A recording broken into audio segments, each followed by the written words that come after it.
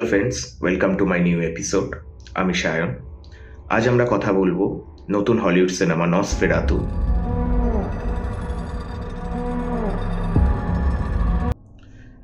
নসফেরাতু সিনেমাটা অ্যাকচুয়ালি 1922-তে একটি German cinema এসেছিল। এটি তারই রিমেক বলা যেতে পারে, এবং জার্মান সিনেমাটা যেটা 1922-তে এসেছিল সেটা আবার ব্রাম স্টোকারের ড্রাকুলা বলে যে একটা বই আছে, সেটা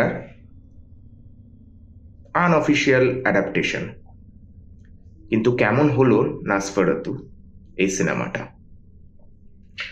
নসফেরাতু সিনেমাটা একটু যে টিপিক্যাল যে ধরনের হরর সিনেমা হয় সেই সিনেমা থেকে আলাদা। তার আগে একটা কথা বলি যে নসফেরাতু সিনেমাটা দেখার আমার মেন কারণ ছিল যে এই সিনেমার যে ডিরেক্টর রবার্ট ইগার্স আমার খুব পছন্দের একজন পরিচালক এবং খুব ভালো পরিচালক, এবং তার প্রিভিয়াস কাজ আমার খুব ভালো লেগেছে, যেমন লাইট হাউস, বিচ বলে একটি সিনেমা করেছিল।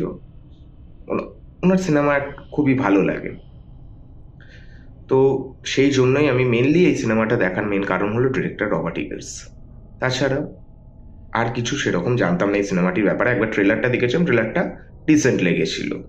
কারণ অনেক এরকম হরর সিনেমা আসছে যেগুলো সেরকম ভালো মাপের নয়, বাইরেরই হলিউডেরই কথা বলছি। সেখানেও অনেক এরকম হরর সিনেমা আসছে, কিন্তু সেগুলো মোটের উপর সেরকম ভালো নয়। তো নসফেরাতু সিনেমাটা রবার্ট ইগার্স তৈরি করেছেন, এবং কেমন হলো? মেনলি এই সিনেমাটা টিপিক্যালি যে ধরনের হরর সিনেমা হয় তার থেকে বেশ অন্যরকম, মানে অনেকটাই অন্যরকম। এই সিনেমাটার মধ্যে একটা ক্লাসিক হরর সিনেমা যেরকম হয়, ক্লাসিক হরর সিনেমা যেমন হলিউডে তৈরি হতো, সেই ধরনের একটা ভাইব আছে। এবং সিনেমাটা খুবই ডার্ক, অ্যাটমসফিয়ারটা যেটা যেটা বিল্ড করেছে সিনেমাটার মাধ্যমে, যে অ্যাটমসফিয়ারটা দেখানো হয়েছে সেটা সেটা খুবই ভালো লেগেছে। একটা ডার্ক ইরি ব্যাপার আছে, আহ, যেটা এই সিনেমাটার মেন হাইলাইট বলে আমি মনে করি, এবং সিনেমাটা দেখতেও ভালো লাগে এই ধরনের অ্যাটমসফিয়ারটার জন্য। এবং এই অ্যাটমসফিয়ারটাই একটা অডিয়েন্সের মধ্যে একটা টেনশন বিল্ড করতে সাহায্য করছে। মানে এইটাই মেন ব্যাপার এই সিনেমাটার। আমার সিনেমাটোগ্রাফি অসাধারণ লেগেছে, এবং রাতের দৃশ্যগুলো বেশ ভালো লেগেছে।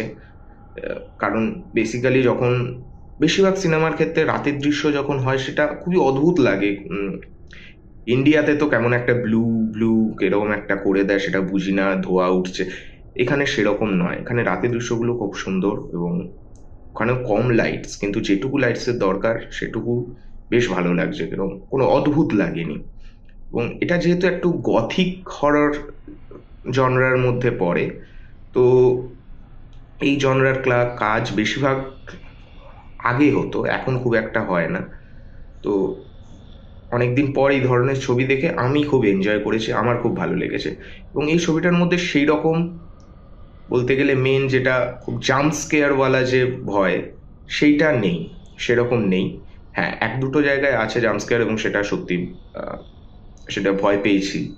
কিন্তু এখানের যে ভয় দেখানোর ব্যাপারটা একটু অন্যরকম। এখানের অ্যাটমসফিয়ারটা, এখানের ওই সিনেমাটোগ্রাফি, অ্যাটমসফিয়ার, যে জায়গাটাকে যেভাবে দেখাচ্ছে, সেই জায়গাটার মধ্যে একটা স্পুকি ব্যাপার আছে, সেটা এইটাই আপনাকে ভয় দেখাবে। এখানে ওরকম জাম্প স্কেয়ার দেখিয়ে মানে ভূত হুশ করে চলে এলো সামনে, যেটা আপনার একটু ভয় পেয়ে গেলেন, এই রকম নয়। তো সিনেমাটা এই জন্য আমার একটু অন্যরকম লেগেছে, এবং অন্যান্য হরর সিনেমার থেকে বেশ অন্যরকম, এবং একটা এক্সপেরিমেন্টাল সিনেমা আমার বলা যেতে পারে। আহ, এবং জানতাম না যে নসফেরাতু এটা, মানে এই ক্যারেক্টারটা কে প্লে করছে। এবং যারা নসফেরাতু কি জানেন না, একদমই জানেন না যে নসফেরাতু ব্রাম স্টোকারের বইটাও পড়েননি কখনো, ড্রাকুলা বা 1922 সিনেমাটা দেখেনি। 1922 সিনেমাটা আমিও দেখিনি, বাট ব্রাম স্টোকারের কাজটা আমি জানতাম, যে ড্রাকুলা বইটা পড়েছিলাম, অনেক আগে পড়েছিলাম। এবং ব্রাম স্টোকারের লেখার প্রতি যাদের একটা আইডিয়া আছে যে তার লেখা কিরকম হয়, তারা খুব এনজয় করবেন এই ছবিটা, আমি এটুকু বলতে পারি।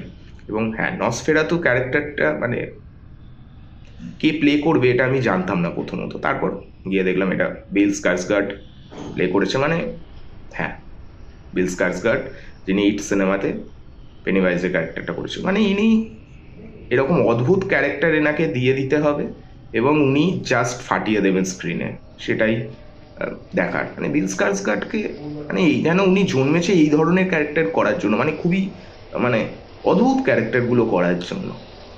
তো আমার এই ছবিতে সেরকম কোনো নেগেটিভ ব্যাপার লাগেনি, মানে এই ছবির নেগেটিভ ব্যাপার বলার মতো সেরকম কোনো জায়গা নেই। এটা আমার বেশ ভালো লেগেছে, এবং সবার ভালো লাগবে কি না সেটা বলা একটু মুশকিল, কারণ এটা সেরকম মডার্ন হরর সিনেমার মতো নয়। এটা একটা গথিক স্টাইল আছে, এটা একটা এরি অ্যাটমসফিয়ার আছে। এই এরি অ্যাটমসফিয়ার সবার পছন্দ নাও হতে পারে, কারণ খুব হ্যাপেনিং সিনেমা টাইপ নয় এটা। একটু একটু ডার্ক, একটু একটু গ্লুমি ব্যাপার আছে ছবিটার মধ্যে।